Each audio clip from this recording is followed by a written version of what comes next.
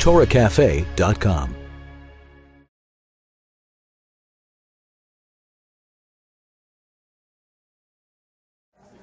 Ladies and gentlemen, if we may begin, and I'd like to begin by drawing your attention to the fact that only and especially for this lecture did I put on this little yellow band. I don't normally wear these things. I don't have a problem with people that do.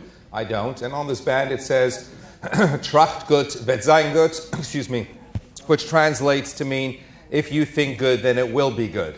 There's a little history behind this yellow bracelet, and therefore a reason why I put it on for this talk, and I'll come back to that in a little bit. In the first instance, let me tell you a little story. And the story is told of Rabbi Elisha ben Abuha, who was a famous scholar,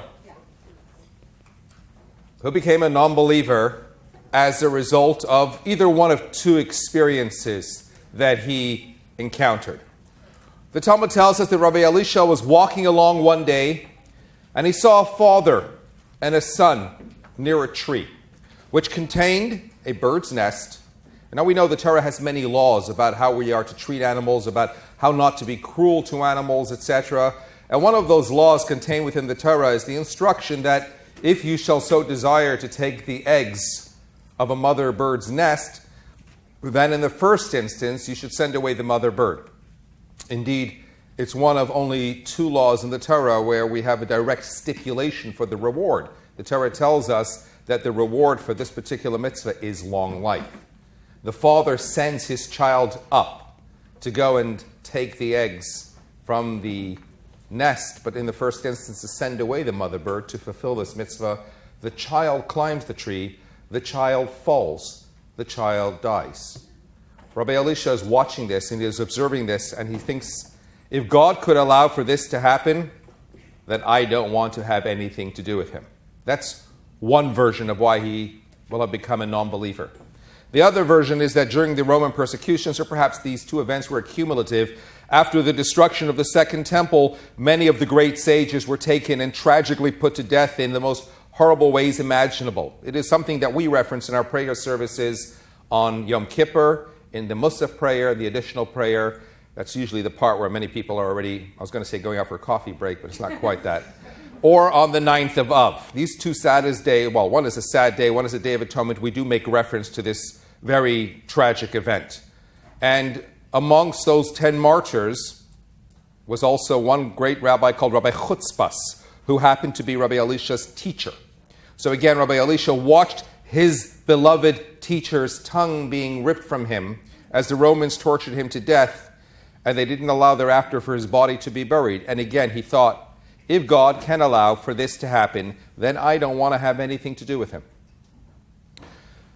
Let's be clear. Rabbi Elisha was one of the greatest sages in Jewish history on an extremely high spiritual level. So we don't understand his particular challenge as it related to him. But as it applies to us, we can learn the following. Even though you will deal intellectually with the issue of why bad things happen to good people, when faced with the actual suffering, you can still lose it. Rabbi Levi Yitzchak of Berditchev, when he first got married, wanted to go off for a while to engage in study in Hasidism, and his father-in-law passionately objected to it. He wasn't a strong supporter of Hasidism, but in the end they reached some kind of agreement and he went away for a while. And when he came back, his father-in-law said to him, so tell me, now what did you learn whilst you were away? And he says, I now know that God exists. And his father-in-law looks to him and says, you had to go away for all those many months, Gewalt, what kind of son-in-law did I take on over here? He calls over the maid, Gronya, come here. You like your vodka? She says, I love my vodka. Where does your vodka come from? She says, it comes from the ground. It comes from grain. Well, where does the grain come from? It comes from the ground. Where does the ground come from? It comes from God. He says, you see, even she says that God exists, and you have to go away to learn that? To which Rabbi Levi Yitzchak said to him, she says God exists. I now know that God exists. And the point is this. Why does it disturb us when we hear of a tragic occurrence, when we hear about a terrible bombing, when yesterday it was announced in the middle of lunch or dinner, whenever it was, about the terrible terrorist attack, or even when we hear about a child gone missing? Why are we pained when sometimes we might just simply see a homeless man lying there struggling on the street in a doorway? There seems to be something that we all agree upon, and that is that human life does definitely have value. That not only we do exist, that we should, in fact, exist. And when something suddenly threatens that existence, pains, or even, heaven forfend, terminates that existence, that strikes something deep at the core within all of us. Why? If we're merely a random quirk, if we happen to be just accidents, something that just happened to evolve, why do we really care if something that came about by accident suddenly ends by accident? An atheist is somebody who says, I swear to God, there's no such a thing as a God. By definition, he also believes, he just doesn't quite define his belief system. In fact, I would suggest he also believes in God, he just calls him something else. Rationally, a person could reject, but his every instinct affirms it. However much we choose to ignore the reality, however much we sometimes attempt to rationalize, however much universal events or personal tragedy leads us to want to deny the existence of God, every fiber of our being, our inner consciousness, leads us back into believing Him. You cannot deal with the issue of human suffering without taking God into the equation. This means one of two things. This means I will be asking one of two things. You could be asking, I'm not sure that God exists. That's a completely different question. The question of God's existence has absolutely nothing to do with this lecture. It has nothing, in fact, to do with the issue of pain or suffering. It has to do with creation. It has to do with revelation. It has to do with world history. So let's be very clear. The question we are dealing with here is not, does God exist? We are assuming God's existence. People say, I know there's a God, but I want to understand, is this God good? And if He's good, then why am I a victim? Why has this happened to me? Why do bad things really happen to good people? In fact, at this point, I think we also need to very carefully consider the question being asked over here, because the way they gave the title is not quite the way I put it to them. The title they put out was, why do bad things happen to good people? When you say that, you're presupposing, in the first instance, that what is happening is a bad thing. And to be sure, from our human perspective, it is certainly a bad thing. Hence, we want to know why this bad thing is happening to a good person. However, from God's perspective, the question has to be redefined. Do bad things happen to good people? That is to say, inasmuch as we perceive things from our perspective, is that a fair and honest assessment? Does our mere mortal judgment reflect reality? Is this indeed bad? Elie Wiesel, who endured the depths of hell sitting in the pits of Auschwitz, summed it up, I think, most succinctly and most aptly. You can either love God or you can hate God, but you cannot ignore God. By definition, if you use the concept of human suffering to deny the existence of God, that is a logical absurdity. In fact, it's extreme arrogance, it's conceitedness. It's like saying, if I don't understand, if I can't grasp Einstein's theory of relativity, then it must be flawed. It doesn't exist. It doesn't follow logically that my inability to comprehend therefore means it must all be wrong. I can be upset. I can be deeply frustrated, but I can't deny the reality. That would be an emotional response, not a rational one. And therefore, you can love God, you can accept Him irrespective, and all the power to you. Frankly, you can hate God. By definition, you could be angry with Him. You could be frustrated as to why me. But logically, rationally, intellectually, whatever brought you in the first instance to the acceptance of His reality, whatever prompted you and motivated you up until this point to embrace His reality, cannot be rejected outright in the face of whatever tragedy. Besides, think about it. If you deny the reality of God's existence, then, hey, there's no questions to begin with. Darwin was right, and that's it. It's as simple as that. Survival of the fittest. This happened to you. Tough luck. I have quite a distant relative whose son was tragically killed in a car accident on a Shabbos whilst walking to shul. You don't quite ever really get over that. But when sitting there at the Shiva and a woman asked her, how could you continue believing in God even after something like this happened to you? She countered, it's only because I believe in God that I don't go completely out of my mind, that I know that there is a reason for this to have happened, even if it is beyond my own human understanding. Of course, some will typically argue and say, well, that just proves that religion is opium for the masses. It's a crutch to lean on in times of despair. To me, it says only one thing, and that is this. It's only when you accept the fact that things happen for a reason that you can then, in the first instance, begin to even entertain the question of why. And that in itself, indeed, is what helps to preserve our sanity in the face of whatever adversity. And so therefore, let's cut to the chase, as they say. Let's go to trial and let's put God on the stand. Will the omnipotent defendant please tell this court of intelligent men and women, did you or did you not bring evil upon the Jews in Egypt? 210 years of suffering. Were you or were you not there present at the time of the Spanish Inquisition? Dear God, were you very much present at the time of suffering being brought upon 6 million and many more besides? Were you or were you not in the crematoriums of Belsen, of Auschwitz, etc.? Says God, if I may speak on his behalf, if you will look in the Bible, you will read right at the outset how I created man in my image. God created man in his image. In the image of God, he created him. Double emphasis. What does it mean?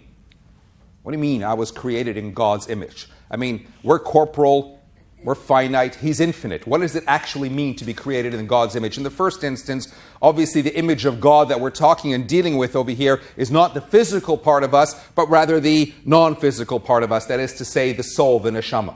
Where do we get our drive for morality? Where do we get our innate sense of right and wrong? Where do we get our drive, our motivation to want to make a difference? That drive is from the soul, which is in the image of God. That's one point. But there's more to it than that. There's a double emphasis there. Made man in his image he made him. And that is that just as God himself has independent choice, so too does each human being have independent moral choice. Having been created in the image of God means that we have the ability to choose. And you'll ask me, so why is choice such an essential issue that makes us so special? And the answer is because when you think about it, life only becomes meaningful when we have the ability to choose. For example, the difference in being programmed to love and the choice to love is precisely that which makes love so significant. Similarly, if I don't have the choice to do good, but I'm programmed to do good, then there's nothing meaningful about the good that I'm doing. I don't deserve any kind of reward for it. Whereas if I'm faced with a balance and I have the ability to choose between good and evil, and I choose good, then I am deserving of reward. Then my actions become significant. So for free choice to operate, it's obvious that evil itself also has to have the possibility of existing. If every time someone chooses evil, God is going to interfere, then there's no moral choice. Freedom of choice means that a world where a human being can create himself into a Moses also carries the very real possibility of a person being able to make himself into a Hitler. In Genesis, God tells Abraham know that your descendants are going to be enslaved in a land that they do not know, which, of course, over the course of time, we know turns out to be Egypt. So the Jewish philosophers ask a simple question. If God wanted the Jewish people to be enslaved in Egypt, why on earth does he then thereafter bring a bunch of plagues upon the Egyptians? It's not their fault. God already preordained this already in the times of Abraham. It's a tough question. But Nachmanides explains very simply. All God said was that they would be enslaved. He said nothing about murder. He said nothing about taking children and throwing them into the river, etc.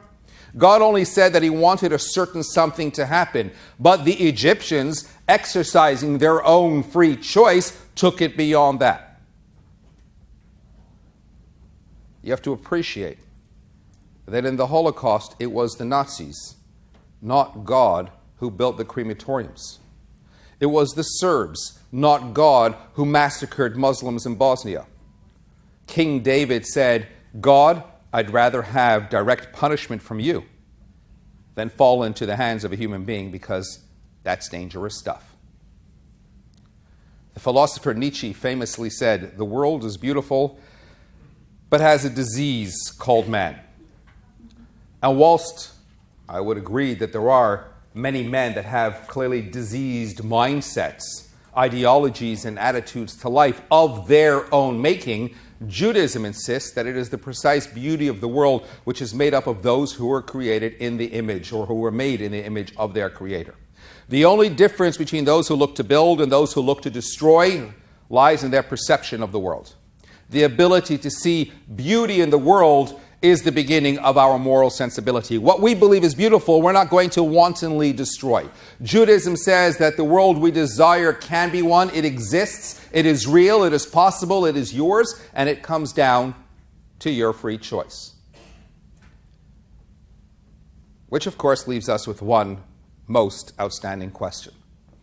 Still, why does God allow it? Why doesn't he intervene at least at some point? True, that may impede free choice. But to allow for atrocity to carry on to such an extent, everybody's got a bottom line. Everybody's got a cutoff point. Where's God's bottom line? And what about where it doesn't involve somebody else? What about when it comes to things like illness, where there's no concern about external threats, external outside forces? Indeed, what about the enslavement in Egypt? Granted, he only wanted them enslaved, but why? Let's leave that question to linger for a second. I want to sidetrack for a brief moment and reflect on another point in this. What about natural disaster? Who are you going to blame for an earthquake, for a tsunami, even an ash cloud that devastates hundreds of thousands in whichever sort of way? You know, there's one 14th century Spanish scholar, Rabbi Nissim ben Reuven of Gerona, otherwise known as the Ran, who wrote, "It is the will and the desire of the Almighty to allow for the world to run in accordance with the natural order as much as possible. And nature is very precious in his eyes, which he will not change other than for some real dire need." Which means, I suppose, that whether or not you believe in the reality of global warming, one thing is clear. The world is waking up to a reality of something that Judaism promoted already over 3,300 years ago. As much as we woke up however many years ago, gosh, I was in Toronto a few days ago, only now do I come to see this. I've got 5 different garbage cans for all different kinds of things that have to go and recycle. Judaism always talked about not wasting. Judaism always promoted that sort of ideal. The Torah itself already talks about the idea of allowing for the land to lie fallow. And now today only the world is waking up to Greenpeace and what have you. Really what Rabbi Nissim is telling us is that when we encounter natural disaster, of course, although God's hand is involved in every happenstance, nonetheless, sometimes he's not going to typically intervene in the natural process. Sometimes we're bringing it upon ourselves by abusing this glorious world, or this world that was always intended to be glorious in God's eyes. And yet still, the question has to be asked. His final words, God won't intervene unless there is a dire need. What on earth constitutes a dire need?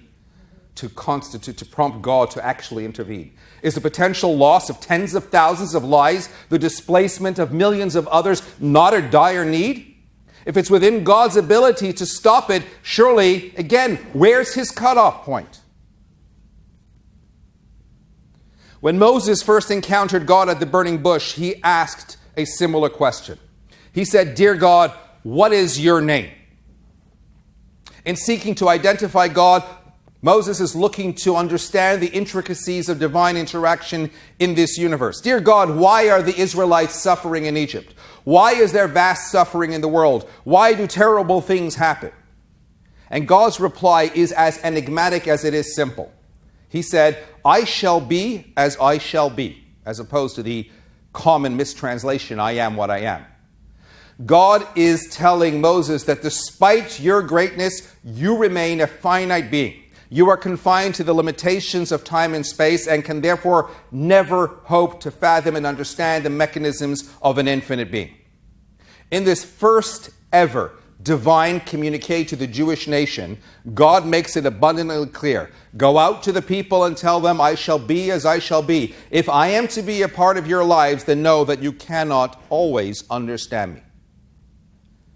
To be sure, Moses isn't the first to ask that actual question.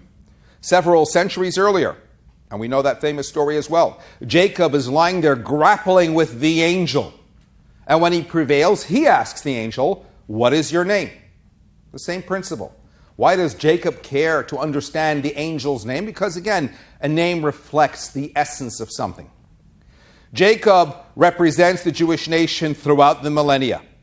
The angel is the angel of Esau, and therefore in effect representing all of the evil forces, all of the anti-Semitism, all of the embodiments of evil that we've had to grapple with throughout the ages, from time immemorial. Jacob is looking to understand this perpetual struggle. In every generation, as we say at Seder night, they rise up against us to try and annihilate us. Why? And what does the angel answer? Classic Jewish response. He answers the question with a question. He says, "Why do you ask my name?" As though to say, again, there'll always be questions that are beyond human grasp. You can ask my name, you want to get to grips, you want to understand, but you won't understand. Try as you may, you will never properly fathom the underlying reason for everything as it transpires. And yes, so therefore there comes a point when we have to make a quantum leap and leave logic and make a jump into faith. If you believe in God, then his omnipotence and his omnipresence suggests perfection. If God was imperfect, then frankly that means he's limited. If he's limited, then he isn't God. If God is perfect, then he can do no wrong. And though through our limited human understanding and our minds, we might perceive that something is wrong or unfair or unjust, ultimately it isn't. And I want you therefore to consider the following two stories. One is a story about a great rabbi called Rabbi Nachum, who had an attitude where whenever he encountered whatever kind of adversity, he would say, "Gam zu l'tova," this is for the good. And he lived that in every real sense. And as the story is related, he once had to go and meet with the king to discuss and negotiate about the terrible taxes being brought upon the Jewish people at the time of his town. And he was given this big box of jewels, and he's taking it. He stops at an inn overnight, and the innkeeper figures out what must be in that box. So whilst he's sleeping, he takes all the jewels out, replaces it with sand to ensure that it's the same kind of weight so the rabbi won't think to look the next day. And so the rabbi wakes up the next morning, takes the box, goes to the king, presents the box on behalf of the Jewish community. You can well imagine when that box is open, well, I could imagine that if any one of us was in that sort of situation, we might have muttered a couple of explicatives. But Rabbi Nachum didn't. He simply said, "Gam zu l'tova," this is for the good. He didn't just say it. He believed it with every fiber of his being. And as the story unfolds, that sand was taken. It was suggested maybe it's also the miraculous sand as that of Abraham that we read about in the Bible, where he throws it, it turns to arrows. The king experiments with his enemies, and sure enough, that's how it happened. A generation later, there's another great rabbi, Rabbi Akiva. Rabbi Akiva had a different sort of expression. He used to always say, Kol da'avad rachmana latav avad. Everything God does, he does for the good. And that's the way he always expressed himself. That's the motto by which he lived his life. And there's a story told about him in the Talmud as well, where he once tried to stay overnight in a particular town. No one gave him lodgings. We might have gotten upset. We might have cursed out the townsfolk. He didn't. All that God does for the good. He's out there in the forest, and he's got some animals with him, a rooster to wake him in the morning. He's got a candle by which to study, etc., etc. The rooster runs away. The candle blows out. Again, he'd be cursing his luck. He didn't. He said all that God does is for the good. And as he determines the next morning when he goes back into the town, it had been ransacked by burglars. Had he been there, he would have been harmed amongst others who were harmed. They obviously made their getaway through the forest, which had his candle been burning would have drawn attention to himself. Had his animal been alive, it would have made noise and drawn attention to himself. All that God does for the good. There's one distinct difference between these two rabbis. The first one perceives the goodness in everything he encounters in life. He was on such a lofty level that he can actually see it with his own eyes and know it with every fiber of his being. He expresses himself by saying, Gam zu latova, this is for the good. He's able to finger point and determine categorically. He sees it somehow. Already a generation later, Rabbi Akiva expresses himself in more generic terms. All that God does is for the good. He doesn't finger point, doesn't identify it outright. He recognizes the broader reality. All that God does is for the good. In fact, more interesting is the fact that Rabbi Nachum expresses himself in the original biblical Hebrew, if you like, and Rabbi Akiva expresses himself in the Aramaic. It just reflects a reality how the further away we are from Sinai, the further away we are as we progress or digress through the generations, the less spiritually in tune or sensitive we are, the less able we are to necessarily perceive truth and reality in the way that it is manifest all around us. Sometimes it's only ever in hindsight that it comes to light. Sometimes it never comes to light. But you know what? When you look out on a cloudy night and you can't see the Big Dipper, it doesn't mean it isn't there. It's only that you can't see it. If the world is a jigsaw puzzle, and we're only an infinitesimally small part of that puzzle, and we cannot necessarily understand the smaller things that go on in our daily experience, let alone the bigger picture. If you've lived in the jungle all of your life, and then one day you wander into an operating theater where you see men in white coats cutting somebody open, you're going to yell blue murder. You're going to attack the doctors in the belief that they're barbarians. And yet it's happening for a reason, just utterly primitive to your mind. There was once a farmer who had a horse that ran away. And all the townsfolk came to the farmer and said, "We're sorry this happened to you." And he says, "I don't know. Maybe it's a bad thing, maybe it's a good thing." One day the horse came back with a bunch of other wild horses in tow, and all the townsfolk came to congratulate him. And he said, "I don't know. Maybe it's a good thing, maybe it's a bad thing." One day his son went riding out on one of those wild horses, fell off and broke his leg. All people came along and said, "We're sorry this happened." He says, "I don't know, maybe it's a bad thing, maybe it's a good thing." And then the king decided to conscript all the young, able-bodied men into the military. Only, of course, this young man couldn't go because he had a broken leg. Said the father, "Now I know when my horse ran away that it was a good thing." And there's the point. Life is a series of events. And until we've reached the end of the series, it's hard to know exactly why things are happening. Sometimes you will see it here. We know of stories where people look back and realize when they missed a bus and something happened, or that story that was not all that long ago in the papers in London about a man who tripped over his guide dog and fell down a flight of stairs. You could well imagine how he would have been cursing his dog, only that when he came to a couple of days later, he could see. Other times, and let's be honest, most times, we don't see it and we won't see it until the hereafter. If in the process you can still love God, then all the power to you. If in the process you get angry, you might feel like you hate God, He understands. But you can't ignore God. As in the words of the Kotzker Rebbe, a God I can understand is not a God worth believing in. So how do I then respond when something bad happens to me? Am I indeed supposed to just be a martyr, just accept that this is all part of the master plan? I mean, is that humanly possible? I think there are a number of points that perhaps we need to consider over here. First and foremost, Abraham, our forefather, cries when his wife Sarah dies. The Torah is very explicit and makes a deliberate point of telling us, Lispot l'Sara v'lifkota, he eulogized Sarah and he cried over her. It is the very first time that we find an example of human emotion or outpouring of sorrow expressed in the Torah. You've got to ask yourself, why does he cry? He who was so faithful, he who believes absolutely in the divine, he who was ready to sacrifice his own son on the altar before God. Why is he crying? This is all part of a master plan. And the answer is simple, because he's a human being after all. And notwithstanding his extreme faith, he feels pain. He's lost the love of his life and it rips at his heart. Doesn't God, after all, command us? It is a biblical mitzvah, command to actually sit shiva, God forbid, when the passing of a loved one, to mourn and to grieve. Why?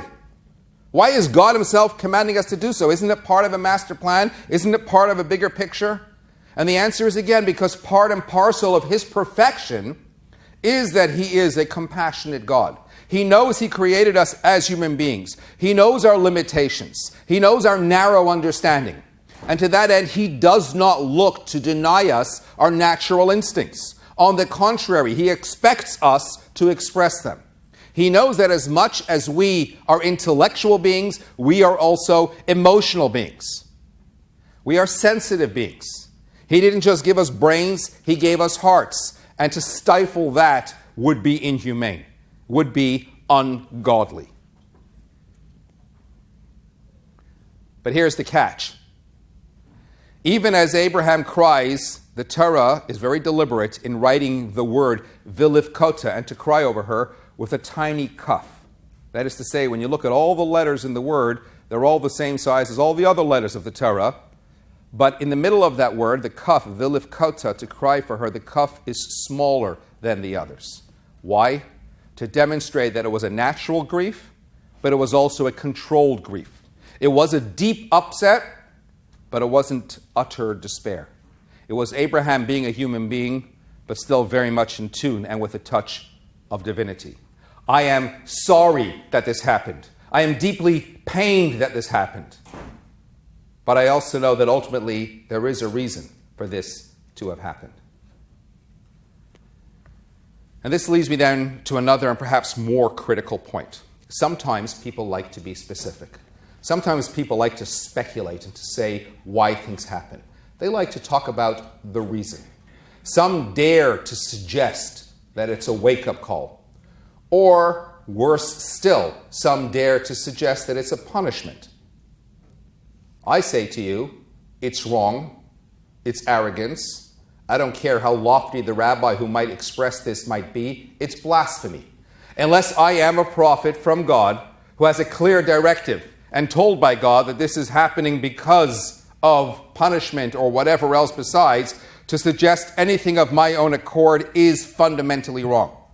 How do you explain the death of precious souls or innocent children being as a result of our commissions or omissions? Maimonides himself rules categorically that to suggest that someone else's suffering is because of sin is a biblical violation.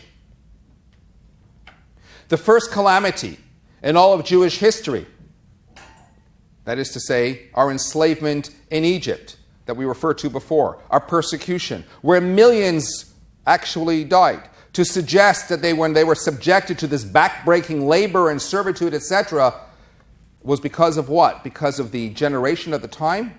It was already preordained. God told Abraham this is going to happen, long before anybody might have done anything wrong. How could you then say it was a wake-up call? And what then justifies anyone speculating about the rationale of any sort of tragedy? If we are oblivious as to the causes of any incidents in our own day-to-day lives, how much less can we possibly know about the other things that go on? about cosmic events, especially those that affect righteous people, innocent people, the world at large. It's only a prophet who is speaking on behalf of God who can declare the reason for suffering. And yes, that's why we do have reference in our prayer services when we say, "Umipnei chatoenu," because of our sins, "Golinu me'artzenu," we were exiled from our land. Because God himself foretold that through the prophets prior to the exile having come on, to Jeremiah, to Isaiah, and so forth. A woman came to see me some years ago, following Yom Kippur. She's very perturbed. She's very agitated. And she's telling me how she's, for the first time, reflecting on the atonement prayer. And there's reference to the sins that we committed for which we receive childlessness, barren. And in an outpouring of pent-up emotion, having been already married 15 or so years, she relays how she's suddenly saying this. And she's searching deep within her own soul, and she cannot find anything that she would have done wrong that could result in her being barren the way she was. Hers was the sort of challenge faced by many a rabbi when encountering the heartbreak that befalls congregants. She assumed that because something bad was happening to her, therefore she must be a bad person. And I relate to her as I will relate to you, the Talmudic story of Moses, who prior to his passing, when he's being told by God that he's not going to go into the land of Israel, asks at least to get a vision to see. And God shows him the whole land of Israel at the top of the mountain. And then more than that, he wants to know that there'll be continuity. So God shows him also all the great leaders of all the future generations. And amongst them, Moses sees, as the Talmud relates, Rabbi Akiva. And he's astounded at this man. Here's a man who was utterly and totally ignorant up until the age of 40, and then he goes on to study and to learn and to develop, and eventually he's able to interpret things that even Moses himself couldn't interpret. Moses is able to interpret every single Hebrew letter within the Torah and know the hidden codes and meanings behind. Rabbi Akiva was able to understand some of the secrets of the crowns on top of some of the letters in the Torah scroll as well. Moses marvels at the greatness of this man, and he says, "Dear God, show me. What is the reward for such a great individual?" Rabbi Akiva was one of the 10 martyrs that I referred to before. Rabbi Akiva, as the Talmud tells us, at the end of the tractate Brachos, is lying there, and he's having his skin raked off him alive. And in the process, he's smiling. The executioner thinks he's a ghost, a demon. His own disciples are baffled. They say, "Rabbeinu, our master, what's going on over here?" And he explains, "All my life I said the Shema. And you shall love God with all your heart and with all your soul and with all your might. And never as of yet had I had the opportunity to prove to myself that I can necessarily love God with all my soul until now." And with that he died. But Moses sees this image of Rabbi Akiva lying there, being put to this gruesome death. And he looks to God and he says, "Zu Torah v'zu sechara." This is Torah and this is the reward for Torah? And God replies, "Shtok," which in simple terms means shut up. Kach Allah b'machshavti, so it has been decided by me. By definition, even someone as great as Moses is still a human being, again, limited to the confines of time and space. He can't fathom the workings of an infant being. To be sure, every individual reserves the right to introspect in the face of personal tragedy, but never, ever at the expense of assuming outright that this must be why it happened. At every funeral, we declare God is absolute justness and perfection. There's a reason for every loss. Yes, Job himself says that in the Messianic times, we will say, "Odecha Hashem, thank you, God, ki onaftabi, for making us suffer throughout the millennia." Then we'll be able to perceive the underlying reasons. But in our current state of exile, we're commanded to grieve in the face of every calamity. Because your thoughts are not my thoughts, says the Lord. It is never for any of us to speculate or offer a rationale for terrible things that happen. Rather, to embrace the Talmudic dictum, teach yourself to say, "I don't know," and then just yearn for a better tomorrow. Now that, of course, raises an altogether different question. Well, why can't I know? Why can't God give us a glimpse, just a little peek into the unknown? take the sting out of the pain? Why do I need to wait for that era when the world will be filled with the knowledge of God to finally get it? I want to understand at least a little bit now. Let's refer back to that enigmatic tale of the burning bush, because that, in essence, is where all of Jewish history really began. And to quote the verse, Moses says, "Let me go and see this great sign. Why is this thorn bush burning, yet it is not being consumed?" And God said to him, "Don't come any closer. Take your shoes off from your feet, because the place upon which you are standing is holy ground." And then God said, "I am the God of your fathers, of God of Abraham, of Isaac, and of Jacob." And Moshe hid his face because he was afraid to look at, to quote the wording of the Torah, Elokim, God. God says, "I've indeed seen the suffering of my people that are in Egypt. I've heard how they're crying out because of the harshness of their slave masters, and I am aware of their pain." Says Rabbi Shmuel Bar Nachmani in the Talmud, that on account of Moses turning away from Elokim, from God, at that burning bush, he was later rewarded for Karan Or Panav, by definition, this brilliant radiance that later emanated from his face. And he was able to inspire awe into other people, and he later did merit to seeing the image of Hashem. Now there's an inherent paradox. Because, Moses looks away from God because he's fearful of looking at God, and as a result, he's rewarded with being able to look at God at some later point. If it's right to look at God, then why is he being rewarded for looking away? If it's wrong to look at God, then why is he seeing God later on? One of the classic biblical commentators, Rabbeinu Bechaya, Spanish commentator of the 14th century, makes the following observation. The verse is very explicit and very deliberate. It says that Moses was afraid to look at Elokim. Elokim is the term we find throughout the Torah that refers to God in his attribute of judgment and strict discipline. And on account of this, he later merited, says the Talmud, to see the image of Hashem as expressed through the tetragrammation, which reflects God's attribute of mercy and compassion. Like we said before, when Moses stood at that burning bush, he sees more than just a fire. He sees the thorns which reflect Jewish suffering throughout the millennia. He sees the fire in the midst of the bush, and he knows that herein lies the secret. This is God in the midst of the suffering. Imo anochi batzara, I am with them in their pain, says God. I am with you in your suffering. God invites him to come nearer, to see, to understand, to get to better grips with why bad things happen to good people. Or indeed why they are not, in fact, bad things to begin with. And at that last moment, in a single most defining moment of Moshe's life, he's afraid to look at Elokim. He doesn't want to see, to fathom, to comprehend the divine attribute of justice. Thank you, God, for giving me this opportunity to understand, but no thank you. And he turns away. Nachmanides had a student who was critically ill. And before his passing, Nachmanides gave him this little petek, a little piece of paper, upon which he wrote a whole range of questions, asking of his disciple to come back to him in a dream and give him the answers. Some of them were more practical questions. Others were much more deeper and broader philosophical questions, dealing with the complexities of life. After the passing, the student did at some point come back to Nachmanides in a dream. After clarifying for him some of the general points, Nachmanides said to him, "No, and what about those questions dealing with the mysteries of life that I also asked you about?" And the student said, "I have no answer to give you because, frankly, here in heaven, there are no questions." The point is this. Think about it. If Abraham would have understood with pristine clarity why God was looking to destroy Sodom and Gomorrah, would he have prayed for them?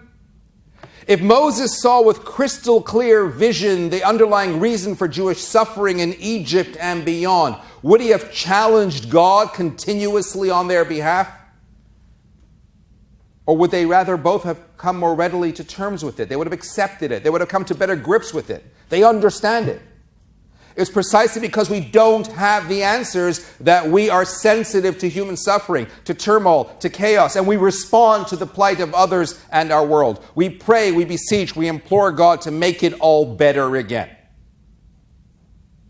It's only because Moses turns away from Elohim, from the opportunity to see judgment in all of its pristine clarity, because he does not want to become desensitized, that he's able later to see Hashem, the real manifestations of benevolence as they express themselves in our world, as they express themselves in the salvation of the Jewish people and their exodus from Egypt.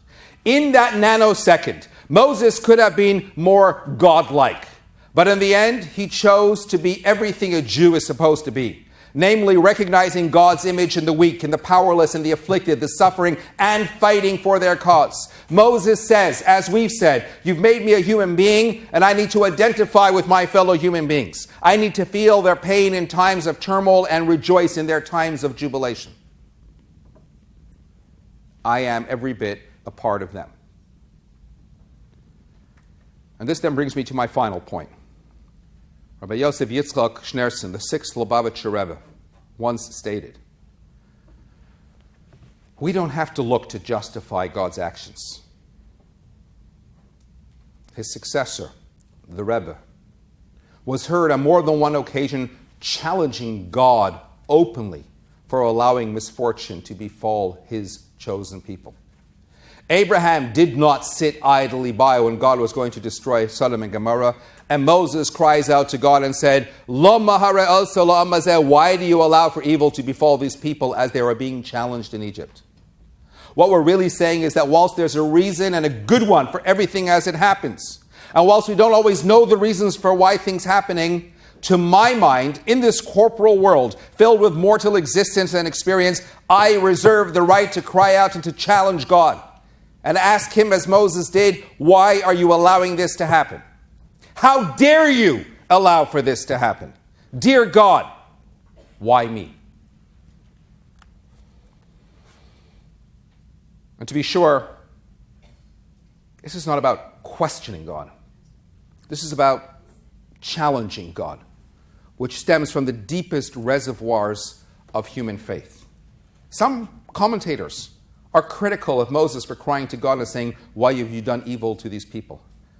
Hasidism explains, no, quite the contrary. It's precisely this sort of cry that emanates from the deepest levels of faith. Why? Because only when you believe in God can you rage against something, knowing as you do that this just wasn't bad luck, that there was a very deliberate reason, that this was allowed to happen, that something could have stopped it from actually transpiring, hence the basis for the question.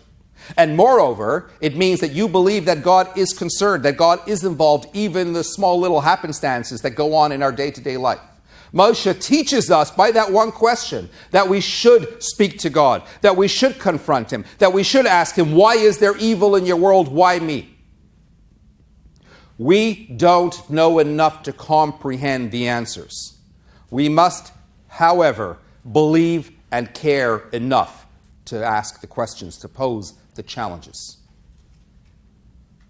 The Abu Draham, Rabbi David ben Yosef Abu Draham, again a 14th century scholar in Seville, living in the time of the Spanish Inquisition, records after the Inquisition about a young man who was there, who endured so much suffering, who lost all of his livelihood and lost his wife.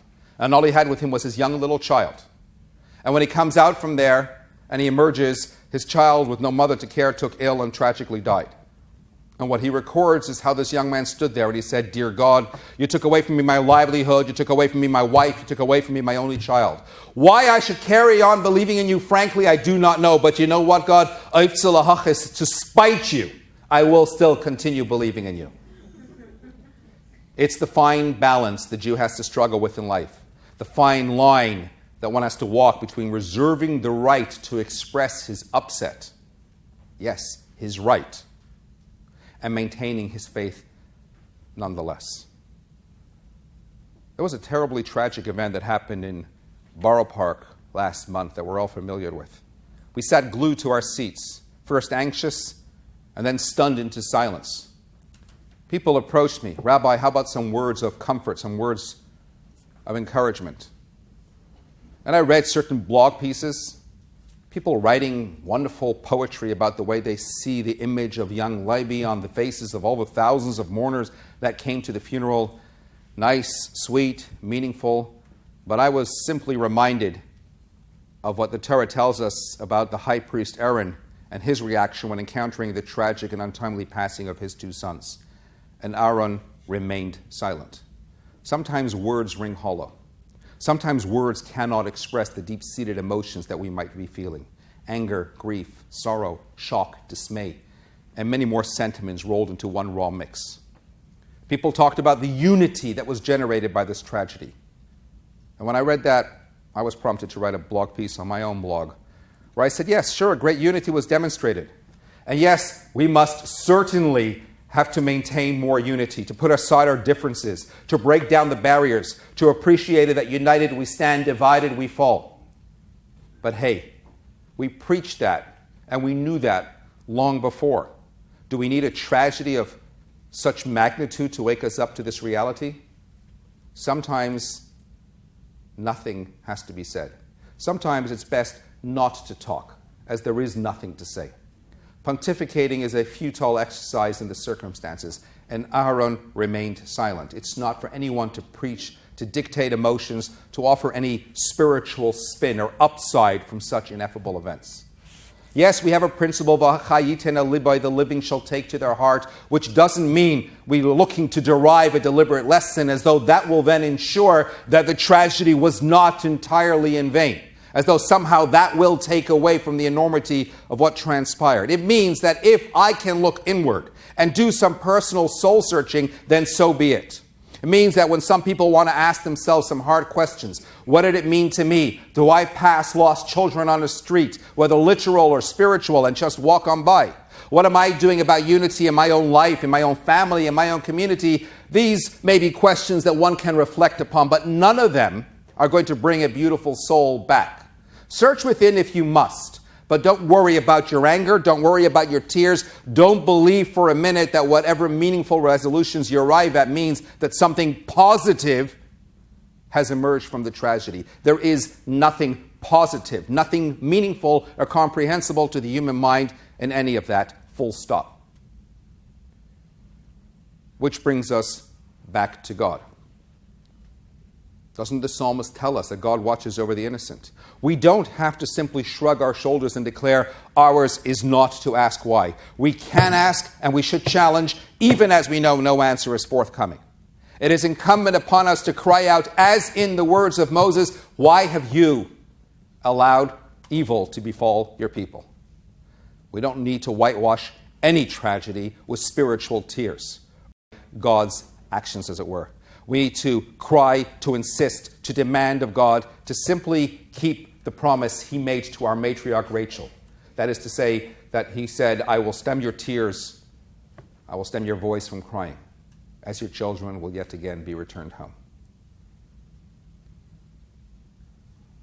You know, the challenge for each of us is indeed to find the balance. To remember that if God allows something to happen to you, it's because he knows that you're capable of handling it.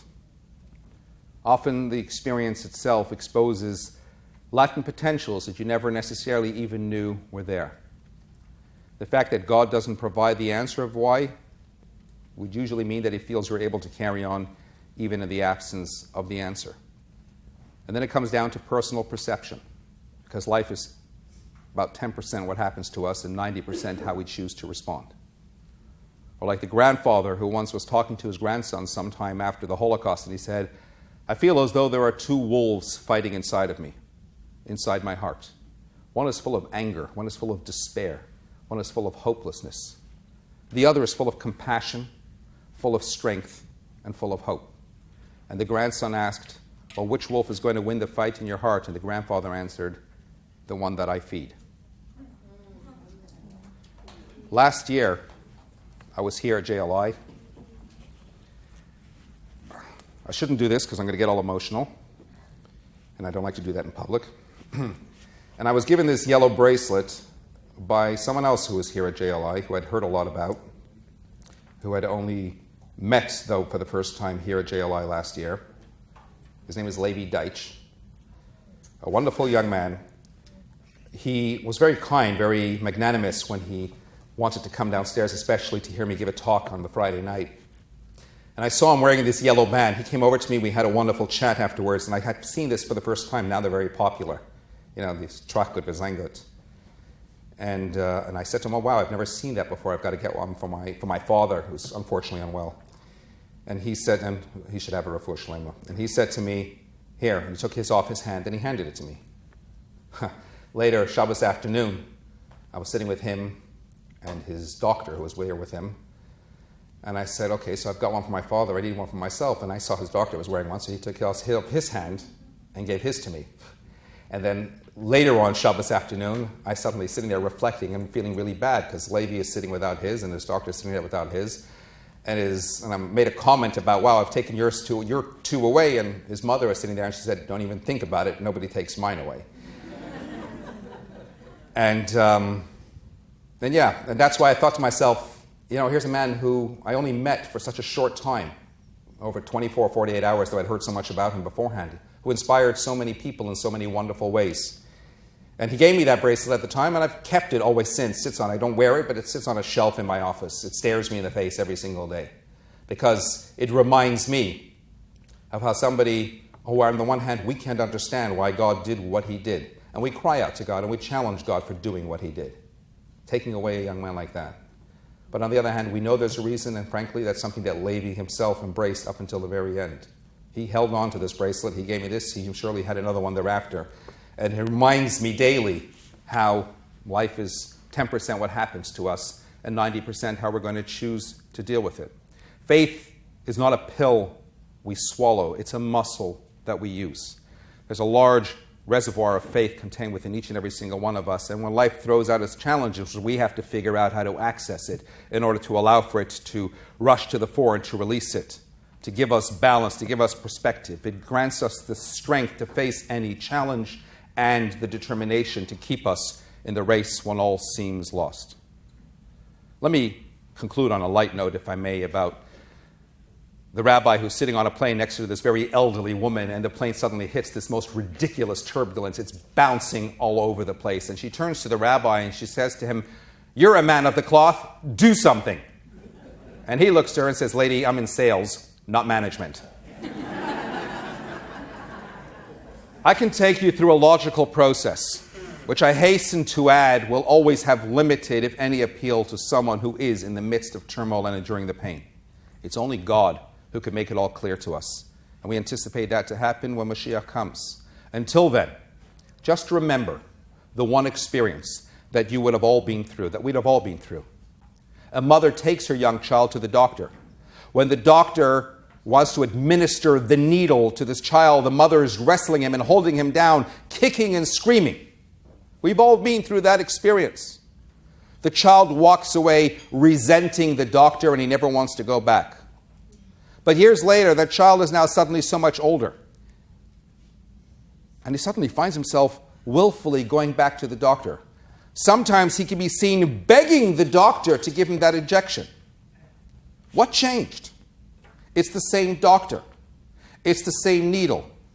But the patient has changed. He's matured, and with maturity comes a different perspective. And consider this. Even at that infantile stage, that same mother who held this child down and served as an accomplice to the crime of the injection is the same mother whom the child grabs hold of after the event for consolation and comfort. Because somewhere deep down, even if only the subconscious, the child knows this is part of the process and Mom still loves me. It's my fervent wish and prayer that we know of no such trials and tribulations, God forbid, rather only good things in our life, and that God indeed bring an end to all of human suffering forevermore. Thank you.